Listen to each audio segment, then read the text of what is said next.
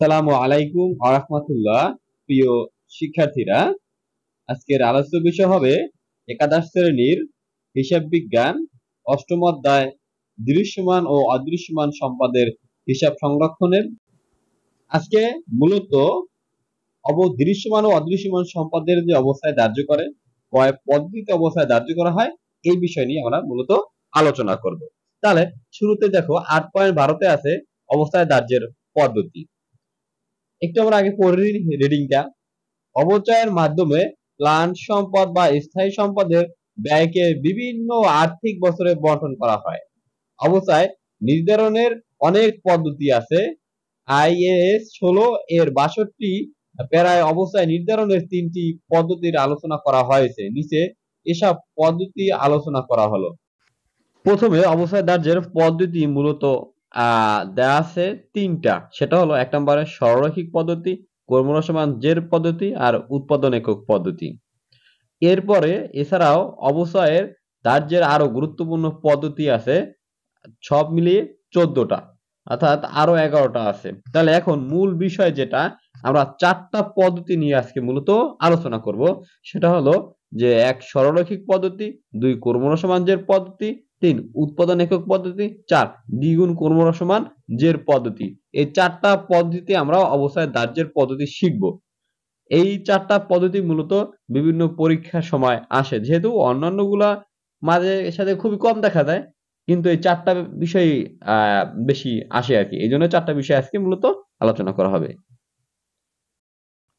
তাহলে শুরুতেই আমরা সরলরৈখিক পদ্ধতি বা স্ট্রেইট লাইন মেথড যে আছে এটা বিষয়ে আলোচনা করব। তাও আমরা প্রথমে একটু রিডিংটা পড়ে নেব, তাহলে আমাদের বুঝতে সমস্যা হবে। যে পদ্ধতিতে অবচয়যোগ্য সম্পত্তির ক্রয় মূল্যের উপর নির্দিষ্ট হারে প্রতি বছর একই পরিমাণ অবস্থায় ধার্য করা হয় তাকে সরলরৈখিক পদ্ধতি বলে।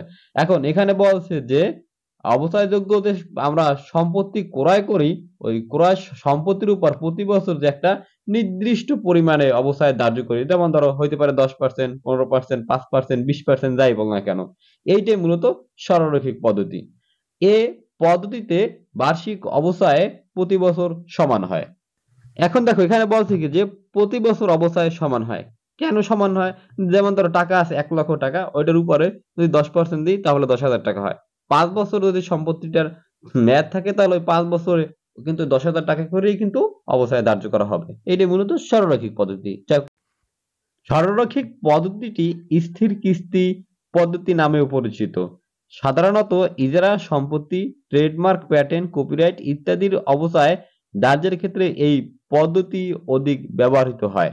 দেখো আর কি কি ক্ষেত্রে কোন কোন সম্পদের ক্ষেত্রে বেশিরভাগ ব্যবহৃত হয়, সেটা হলো ইজারা সম্পত্তি, ট্রেডমার্ক, প্যাটেন্ট, কপিরাইট ইত্যাদি অবস্থাযোগ্য ধার্যের সম্পত্তির ক্ষেত্রে মূলত এই সরলরৈখিক পদ্ধতির অবস্থায় ধার্যটা মূলত বেশি হয়। এজন্য এ পদ্ধতিকে সরলরৈখিক পদ্ধতি বলে। সরলরৈখিক পদ্ধতিতে অবস্থায় নির্ধারণের সূত্র নিম্নরূপ। যেমন বার্ষিক অবস্থায়, বার্ষিক অবস্থায় যদি আমাদের ধার্য করতে বলে তাহলে সূত্র হবে ক্রয় মূল্য মাইনাস ভগ্নাবশেষ মূল্য ভাগ হবে অনুমিত আয়ুষ্কাল। এবং অবস্থায় যদি হার নির্ণয় করতে বলে তাহলে আমাদের কিন্তু এই সূত্র প্রয়োগ করতে হবে। উপরে 100%, নিচে দিতে হবে অনুমিত আয়ুষ্কাল, আমরা তার বলি মেয়াদকাল বা বছর, যেটা বলি না কেন যা থাকবে ওইটা দিতে হবে আর কি। এখন দেখো গাণিতিক উদাহরণ 2, যে শামসুন্নাহার 4 লক্ষ টাকা মূল্যের একটি মেশিন ক্রয় করেন। মেশিনটির অনুমোদিত আয়ুষ্কাল 5 বছর। 5 বছর পরে মেশিনটি 20,000 টাকা বিক্রি করা হবে। সরলরৈখিক পদ্ধতিতে প্রথম 3 বছরের বার্ষিক অবচয় নির্ণয় করো। যাই হোক এখানে বলছে দেখো, এই যে দেওয়া আছে যে 4 লক্ষ টাকা মূল্যের একটি মেশিন ক্রয় করেন, এইটা হবে মেশিনের ক্রয় মূল্য। অর্থাৎ আমরা সূত্র বলছি কি যে বার্ষিক অবস্থায় নির্ণয়ের ক্ষেত্রে এর সূত্র হবে ক্রয় মূল্য মাইনাস ভগ্নাবশেষ মূল্য বা অনুমোদিত আয়ুষ্কাল। তাহলে প্রথমে আমরা এখানে ক্রয় মূল্য পাইলাম কত, 4 লক্ষ টাকা। এরপরে মেশিনটির অনুমোদিত আয়ুষ্কাল আছে 5 বছর। 5 বছর পরে মেশিনটি 20,000 টাকা বিক্রি করা যাবে। এই যে 5 বছর আছে এইটা হলো অনুমোদিত আয়ুষ্কাল। আর এই যে দেওয়া আছে যে 5 বছর পর মেশিনটির 20,000 টাকা বিক্রি করা যাবে, এই 20,000 টাকা হইছে তোমার ভগ্নাবশেষ মূল্য। এখন বলছে কি আমাদের সরলরৈখিক পদ্ধতিতে যেহেতু অবস্থায় ধার্য করতে হবে, দেখো তাহলে প্রথমে আমরা সূত্র প্রয়োগ করব। সূত্রটা প্রয়োগ করার পরে এইবারে ক্রয় মূল্যের জায়গায় ৪ লক্ষ টাকা, ভগ্নাবশেষ মূল্য জায়গায় ২০,০০০ টাকা, অনুমোদিত আয়ুষ্কালের জায়গায় ৫ বছর হবে। এখন তুমি এই ৪ লক্ষ থেকে যদি ২০,০০০ টাকা বাদ দাও, তাহলে থাকে কত? ৩,৮০,০০০। ৩,৮০,০০০ এর ৫ দ্বারা ভাগ করো, তাহলে হবে ৭৬,০০০ টাকা। যাই হোক, এরপরটায় আসি। এরপর আছে বিকল্প পদ্ধতিতে আমাদের অবস্থার হার নির্ণয় করতে বলে। এই অবস্থার হার নির্ণয় করার ক্ষেত্রে আমাদের কিন্তু অবস্থার হারের সূত্রটা প্রয়োগ করতে হবে। সেটা হলো ১০০% ভাগ দিতে হবে অনুমোদিত আয়ুষ্কাল। এখন দেখো এখানে ১০০% উপরে দেবা, দেওয়ার পরে ১০০% মানে তুমি ১০০ দেবা। ১০০ দ্বারা প্রথমে তুমি ১০০ দ্বারা ৫ দ্বারা যদি ১০০ এর ভাগ করো তাহলে অবশ্যই ২০% হয়। ঠিক আছে? এটা সবাই পারবা ইনশাআল্লাহ। তারপর কি আছে? বার্ষিক অবস্থায়। বার্ষিক অবস্থায় এখন তুমি কিভাবে বের করবা? আমরা অবস্থার হার কিন্তু পেয়ে গেছি। এখন অবস্থাযোগ্য মূল্য। অবস্থাযোগ্য মূল্য কত আছে? ৪ লক্ষ টাকা। ওই যে ক্রয় মূল্য ওইটাই অবস্থাযোগ্য মূল্য। এবার কাজ করতে হবে কি? যে ৪ লাখের যে ভগ্নাবশেষ মূল্য আছে ওইটা বিয়োগ দেওয়া। বিয়োগ দেওয়ার পরে ৩,৮০,০০০ টাকা থাকে ওর উপরে ২০% ধরবা তাহলে ৭৬,০০০ টাকা হবে। এরপরে অবস্থায় যদি আমাদের তালিকা নির্ণয় করতে বলে সরলরৈখিক পদ্ধতিতে, এক্ষেত্রে প্রথমে হবে বছর, তার বছরের শুরুতে মূল্য, বার্ষিক অবস্থায়, পুঞ্জীবিত অবস্থায়, অবশিষ্ট মূল্য বা পুস্তক মূল্য যেটাই বলো না কেন। তাহলে এখন দেখো প্রথম বছরে আর দ্বিতীয় বছর, তৃতীয় বছর যেহেতু ৩টা বছর আছে আমরা এইভাবে ৩ বছর লিখে নেব। এরপরে প্রথম বছরের শুরুতে টাকা আছে কত? ৪ লক্ষ টাকা। এরপরে বার্ষিক অবস্থায় আছে ৭৬,০০০ টাকা। এরপরে পুঞ্জীবিত অবস্থায় কিন্তু ৭৬,০০০ টাকাই হবে। এই যে পুঞ্জীবিত অবস্থায় আছে অর্থাৎ যখন দ্বিতীয় বছর হবে তখন কিন্তু ওই ৭৬,০০০ টাকায় ৭৬,০০০ সাথে আবার যোগ হবে।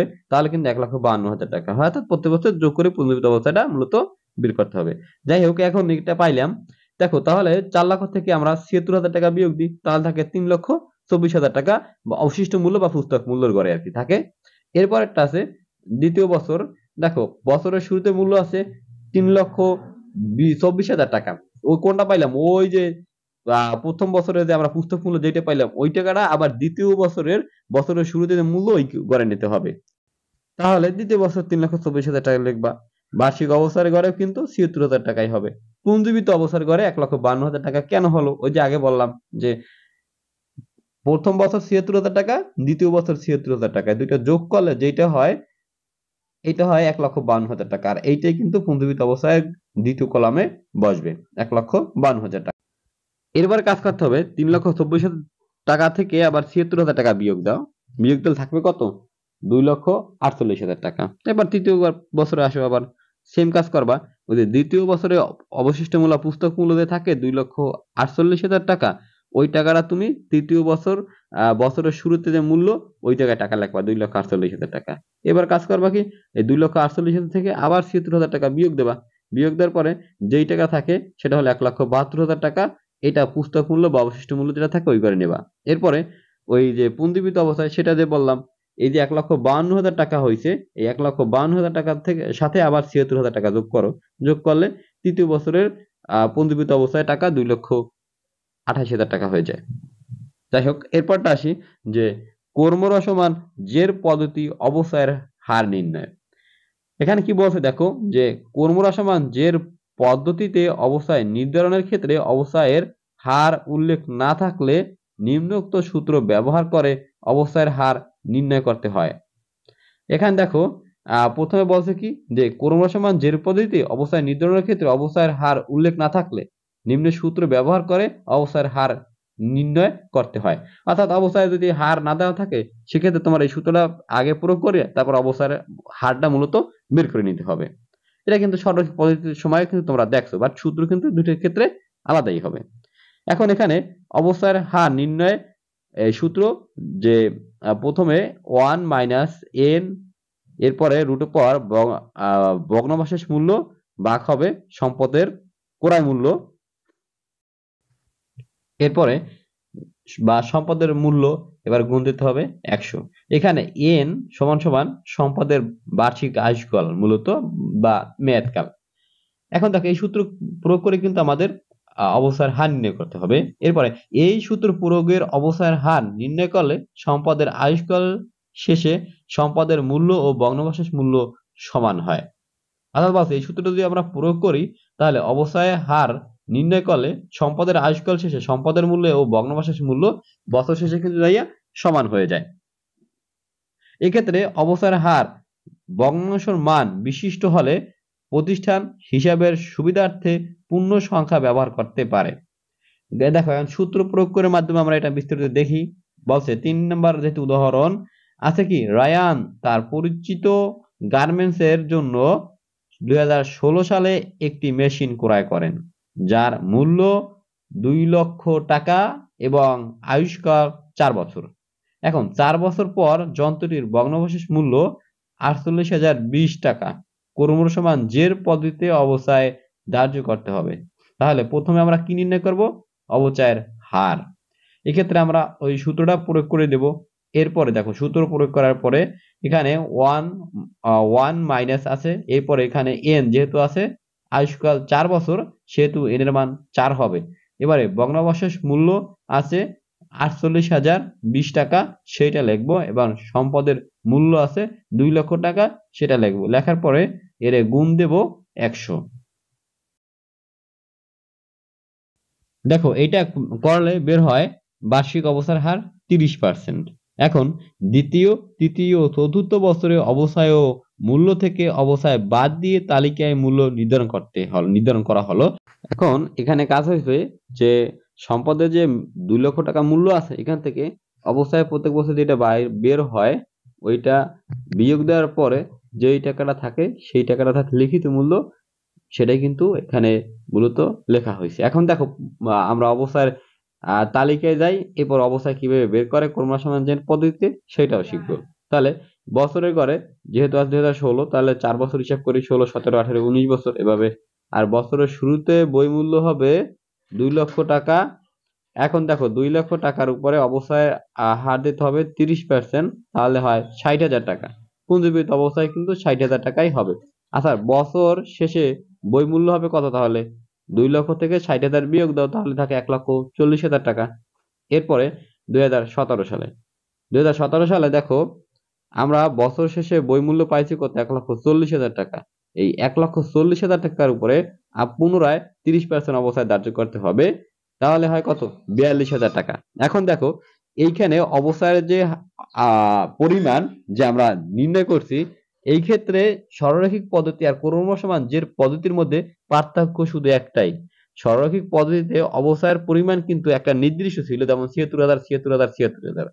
এই ক্ষেত্রে কিন্তু ৭৬,০০০ টাকা না, অর্থাৎ বছর শেষে যে বই মূল্য থাকে বা পুস্তক মূল্য যাই বলি না কেন ওই মূল্যের উপরে তোমার অবস্থায় ধার্য করতে হবে। দেখো এখানে প্রথম বছর ২০১৬ সালে অবস্থায় হয়েছিল ২ লক্ষ টাকার উপরে ৩০% ধরছি, তাহলে হয় ৬০,০০০ টাকা। এরপরে ৬০,০০০ টাকা ২ লক্ষ থেকে বিয়োগ দিলে থাকে ১,৪০,০০০ টাকা।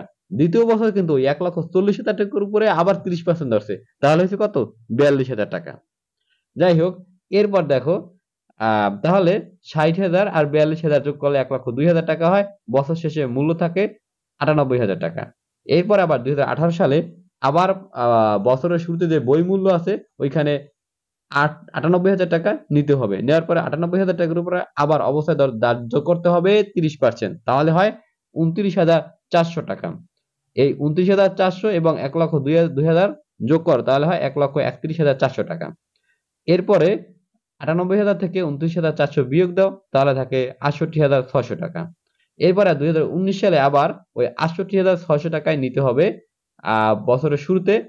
৬৮,৬০০ টাকার উপরে আবার তুমি ৩০% ধরো, তাহলে অবস্থার পরিমাণ হয় ২০,৫৮০ টাকা।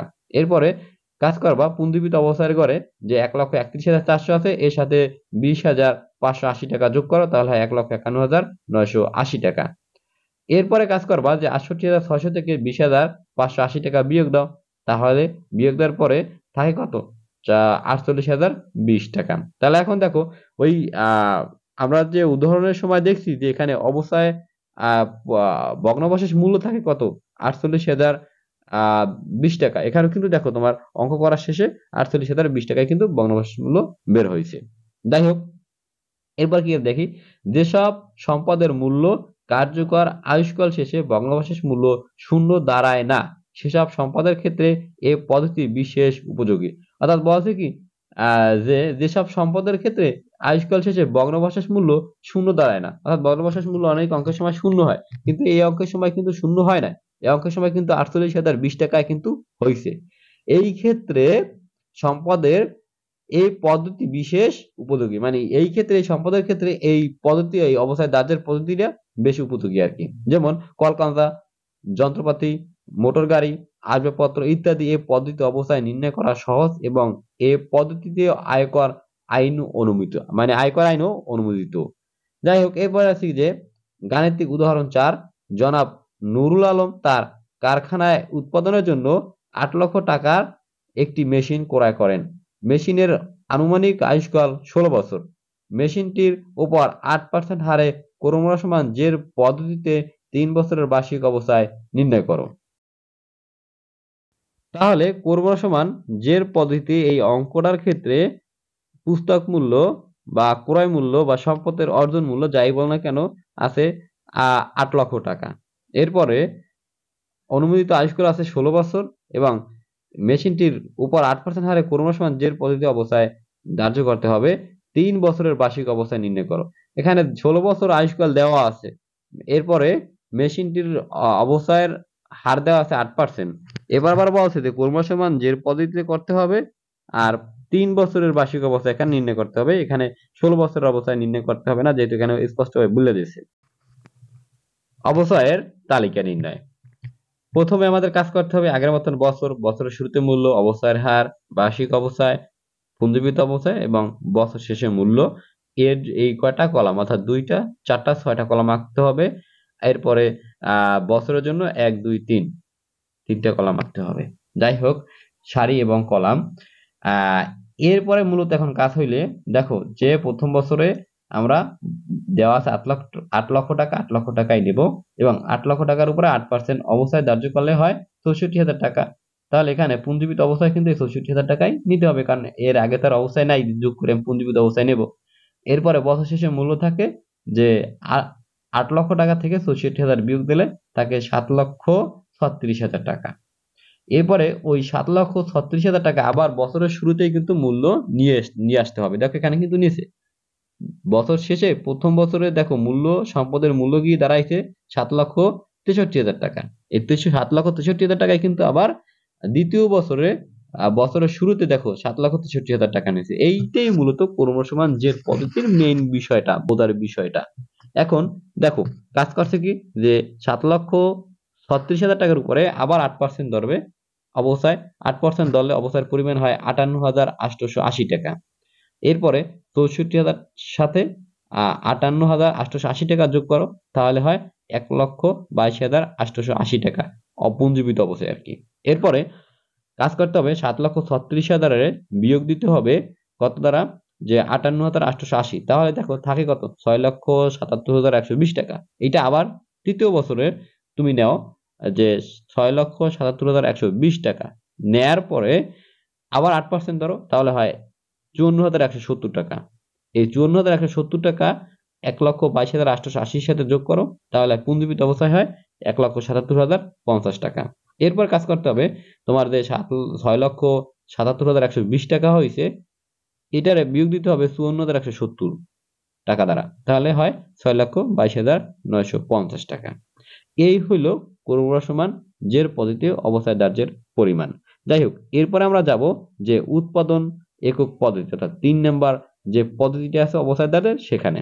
এখানে বলছে যে যেসব পদ্ধতিতে সম্পত্তির মোট মূল্য থেকে ভগ্নাবশেষ মূল্য বাদ দিয়ে প্রাপ্ত মূল্যকে অনুমিত মোট উৎপাদন একক দ্বারা ভাগ করা হয় তাকে উৎপাদন একক পদ্ধতি বলে।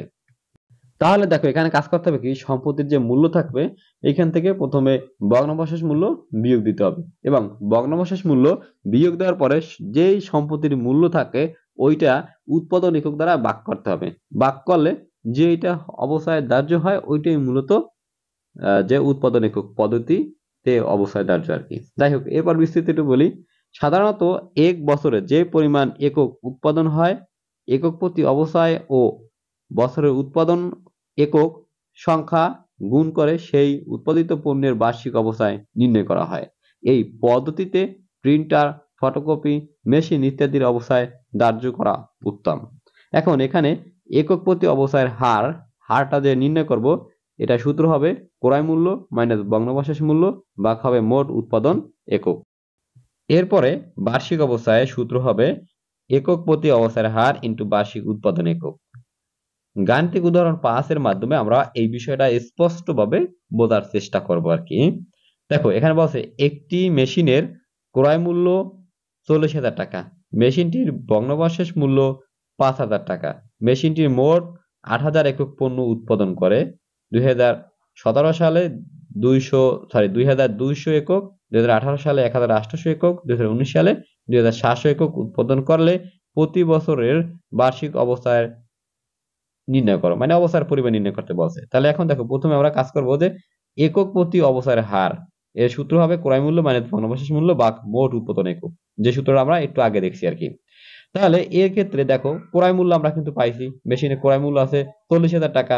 এরপরে ভগ্নাবশেষ মূল্য কিন্তু পাইছি 5,000 টাকা, তা 40,000 বিয়োগ দেবা 5,000 টাকা। এরপরে দেখো মেশিনটির মোট উৎপাদন একক কিন্তু আমরা পাইছি 8,000, এরপরে ভাগ দেবা 8,000 দ্বারা। তাহলে এখন 40,000 থেকে 5,000 বিয়োগ দিলে থাকে কত? 35,000 টাকা। এর 35,000 টাকারে ভাগ দিতে হবে 8,000 টাকা দ্বারা, তাহলে 4.375 টাকা। এরপরে আমরা অবস্থায় তালিকায় যাব। যাই হোক, একটা কথা তোমরা খুব গুরুত্ব সহকারে নেবা, সেটা হলো এই যে অবস্থায় তালিকার ক্ষেত্রে যে বিভিন্ন কলামে যে নামগুলো দেওয়া আছে, এই নামগুলো তোমরা মুখস্থ করে নেবা, নয়তো পরীক্ষার সময় তোমার মুখস্থ করে না নিলে এগুলো মনে থাকবে না, এবং মনে না থাকলে তো বোধহয় অবস্থায় দাওয়াজও করতে পারবা না। এটা আমার অভিজ্ঞতা থেকে বলা, বা অনেকের ক্ষেত্রে কিন্তু এরকমের হয়েছে। যাই হোক, এখানে অবস্থায় তালিকা প্রথমে দিতে হবে বছর, তারপর দিতে হবে বছরের প্রারম্ভিক মূল্য, একক প্রতি অবস্থার হার, বার্ষিক উৎপাদন, বার্ষিক অবস্থায়, এরপরে পুঞ্জীবিত অবস্থায় পুস্তক মূল্য। এখন দেখো এইখানে প্রথমে আমরা আসি 2017 সাল, 2018 সাল এবং 2019 সালে যথাযথভাবে এভাবে লিখে নিছি বছরগুলা।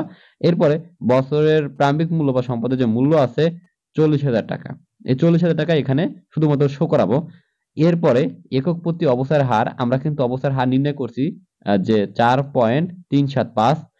এরপরে বার্ষিক উৎপাদন 2017 সালে ছিল 2,200 একক, তাই আমাদের কাজ করতে হবে 2,200 রে গুণ দিতে হবে 4.375, ওই যে একক প্রতি অবস্থার হার, তাহলে হয় 9,636 টাকা দেওয়া আছে, কিন্তু এখানে ভুল আছে, হবে 9,625 টাকা আর কি। যাই হোক, এরপরে পুঞ্জীবিত অবস্থায় কিন্তু ওই 9,625 টাকাই হবে। তাহলে আমাদের কাজ করতে হবে যে 40,000 থেকে 9,600 ভাগ দিতে হবে, সরি বিয়োগ দিতে হবে 9,625 টাকা। তাহলে আমাদের থাকে কত দেখো 30,000, তাহলে টাকা থাকে 30,375 টাকা। অর্থাৎ এখানে টাকাটা হেরফের আছে। এরপরে বছরের প্রারম্ভিক মূল্য কিন্তু নিতে হবে 30,375 টাকা। এরপরে তোমার কাজ করতে হবে যে একক প্রতি অবস্থার হার কিন্তু একই থাকবে 4.375 আর কি।